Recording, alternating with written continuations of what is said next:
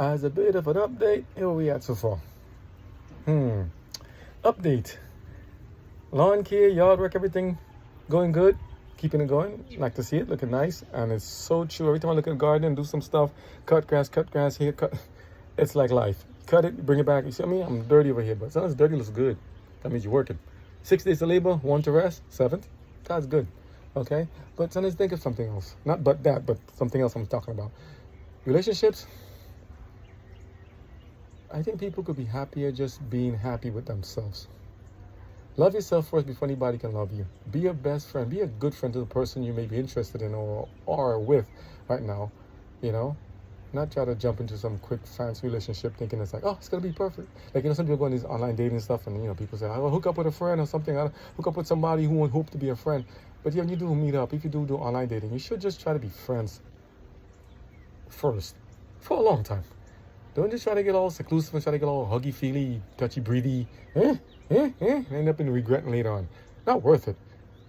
This culture nowadays, some people tell you nowadays, the only thing that you got to put out to get. No, you don't.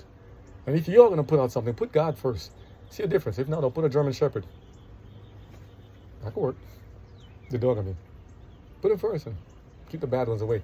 But for real, take time to get to know people. Take time to get to know each other. Because even after you spend such time getting to know them, they can still change. So can you. So can I. But people thinking it's going to be perfect. My relationship's going to be perfect. Despite all the stuff they see and hear around the world, divorce rates, all that stuff around them. No, mine's perfect. Mine's going to be perfect because I am different. I am unique. I'm special. Yes, you're unique and special. So am I. But we're not perfect. So keep expectations tempered. And if your husband or wife or girlfriend or boyfriend, girlfriend or boyfriend should be potentially towards a husband or wife. If they're not exactly perfect, speak and let them know what's going on. Talk in a very kind and loving manner, as God said. A soft answer turns away wrath, but grievous words set up strife. So don't condemn, don't hate, don't insult, don't put down. Speak objectively. Speak kindly. Speak humbly. As you would do to God, because they are created in the image of God. So are you and so am I. So let's speak kindly to each other and just listen. Listen to what the other person has to say. At the same time, be not afraid to tell them what you notice. If you see something that looks clear and say, hey, I'm just curious. You put it in your own words, but saying, don't be afraid to ask.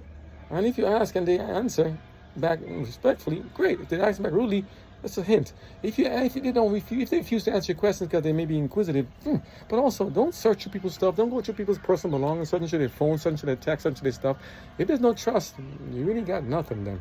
You got no trust, you got nothing. But you give me reason to trust all men are dogs and women are this. And I don't know where you got that from. Maybe from TV again, something in the news, something in the media. Because it's, all the TV shows they keep putting out. I heard this about someone who said this on one of the shows I watched recently.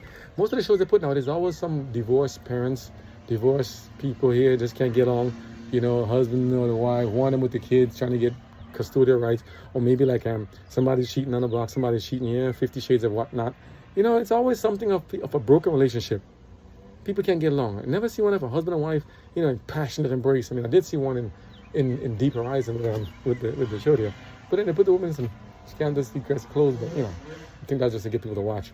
But in other words, but it's saying make stuff, make shows and watch shows that have good content and good spiritual upbringing. It's going to educate the mind to be stronger and to resist temptation, because the other stuff just lead us in the wrong direction. Remember, God said, "Better guard the avenues of our mind."